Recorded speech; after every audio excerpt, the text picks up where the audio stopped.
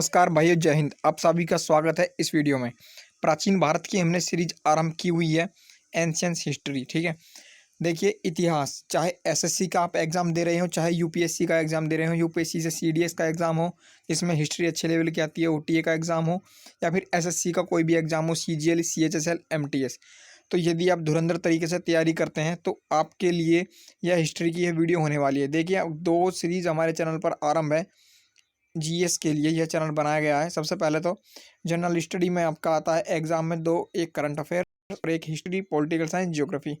ठीक है, जीएस दो पार्ट्स में। करंट अफेयर्स के लिए डेली वीडियोस अपलोड होती हैं, आप देख सकते हैं। और ये हिस्ट्री हिस्ट्री की वीडियोस है। ठीक है, हिस्ट्री की वीडियो है। हिस्ट्री हमारी जो है तीन पार्ट्स में डिवाइड होती है: प्राचीन भारत, मध्यकालीन भारत और आधुनिक भारत। यह प्राचीन भारत है। ठीक है, जो एग्जाम में आता है एसएससी में प्राचीन भारत है।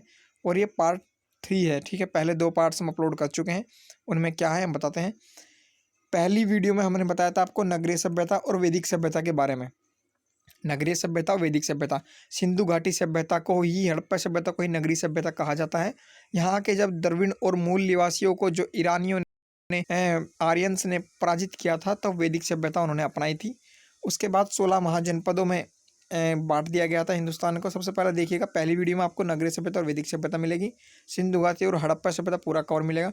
दूसरी वीडियो में हमने 16 महाजनपद बताए थे और मगध और मौर्य वंश के बारे में बताया था। तीसरी वीडियो है, इसमें हम आपको आज गुप्त वंश और प्राचीन भारत के कुछ महत्वपूर्ण फैक्ट बताएंगे। ठीक है, कल हम आपको प्रश्न उत्तर सेट कराएंगे इंपॉर्टेंट। फिर आपको दक्षिण भारत के राजवंश बताएंगे, फिर धार्मिक आंदोलन। आपका एंशियंट हिस्ट्री कवर हो जाएगा एसएससी, एमटीएस, सीएचएसएल लेवल का। उसके बाद यूपीएससी लेवल के लिए हम आपके राजीव वहीर की बुक हो, चाहे ल्यूसेंट की बुक कवर कराएं, स्पेक्ट्रम की, आपको सभी प्रकार की बुक्स की यहीं पे वीडियो मिल जाएंगी। बिना देरी किए आरंभ करते हैं गुप्त वंश को, जो आज का हमारा सिलेबस है। गुप्त वंश मगध के बाद। देखिए, मगध के बाद है मौर्य वंश, जो हमने कल बताया था। मौर्य वंश का जो अंतिम शासक था वह बृहदत्त था। पुष्यमित्र ने इसे पराजित किया और शुंग वंश की स्थापना की। गुप्त वंश यहाँ से ही आरंभ हुआ था। ठीक है, तो इतना याद करना है। पुष्यमित्र ने शुंग वंश की स्थापना की बृहदत्त को युद्ध में हराने के बाद। ठीक है, मोहन करने के बाद पुष्यमित्र शुंग ने शुंग वंश की स्थापना की। वासुदेव ने कण्व वंश की स्थापना की। सिमुक ने जो है सातवाहक वंश की स्थापना की।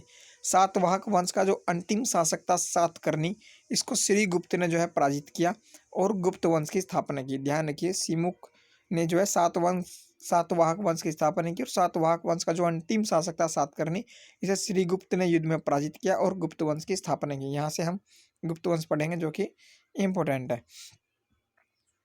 श्रीगुप्त ने भारत के 6 जनपदों को जीता था। श्रीगुप्त ने भारत के 6 महाजनपदों को जीता था। इसके बाद घटोत्कच और चंद्रगुप्त प्रथम अगला शासक बना। अब बात करते हैं चंद्रगुप्त प्रथम की, जो अगला शासक बना। चंद्रगुप्त प्रथम ने लिच्छवी राजकुमारी देवी के साथ विवाह किया। एग्जाम में क्वेश्चन बनता है। इसी ने गुप्त संवत की स्थापना की। चंद्रगुप्त प्रथम के बाद चंद्रगुप्त प्रथम का एक पुत्र हुआ जिसे कहते हैं समुद्रगुप्त।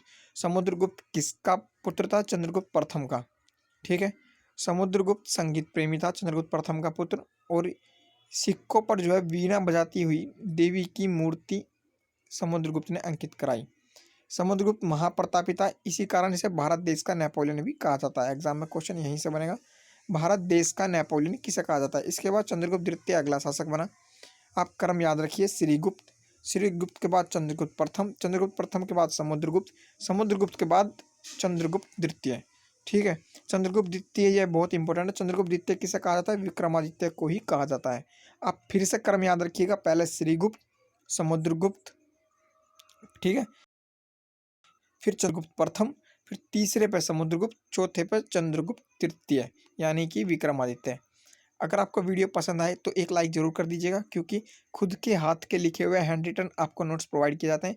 फ्री में आपको पीडीएफ भी मिलेगी। यदि आपने पहली और दूसरी वीडियो नहीं देखी है तो कोई दिक्कत नहीं है, लिंक आपको डिस्क्रिप्शन बॉक्स में मिल जाएगा, या प्लेलिस्ट में जाकर आप चेक कर लीजिए, यूपीएससी आईएएस हिस्ट्री या फिर एंशियंट हिस्ट्री, आपको सभी वीडियोज़ वहाँ मिल जाएगी।